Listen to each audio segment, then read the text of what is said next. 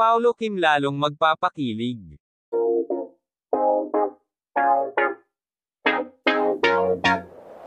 Kahit may Pau9 fans na nagbabantang i-boycott ang bagong collaboration ng ABS-CBN at Viu para sa K-drama na What's Wrong with Secretary Kim, aba hindi pa rin maikakailang sobrang patok ito sa netizens. Masaya nga ang fans na pagbibidahan nina Kim Chiu at Paolo Avellino ang bagong seryeng ito. Lalo nga raw magpapakilig sina Paolo, Kim sa proyektong ito dahil sweet-sweetan at nakakaaliw ang mga eksena nila. Ang bongga nga dahil nakakuha ito ng iba't ibang trending topics sa social media. Ibinahagi nga ni Kim na nasa sabik na siyang bigyang buhay ang papel bilang ang cute at profesional na si Secretary Kim sa Viu original adaptation. Say ng aktres, "I'm very happy to do this project and to be the Secretary Kim of the Philippines.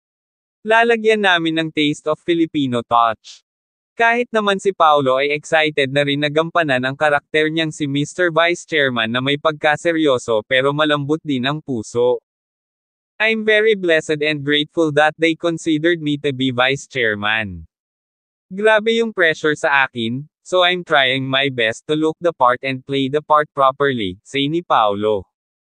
At ang bongga rin dahil ipinakilala na ng ABS-CBN at Viu ang iba pang mga aktor na magdaragdag ng kulay sa inaabangang romantic comedy series.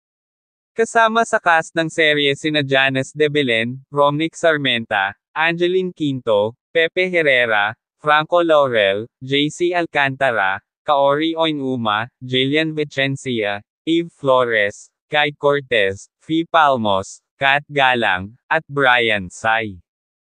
Lalo pang naging exciting ang serye dahil may special participation si Kim Won-shik.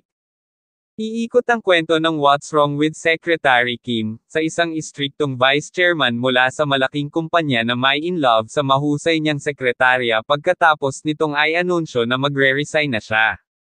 Ipapalabas na ang Kim Paolo new serye next year.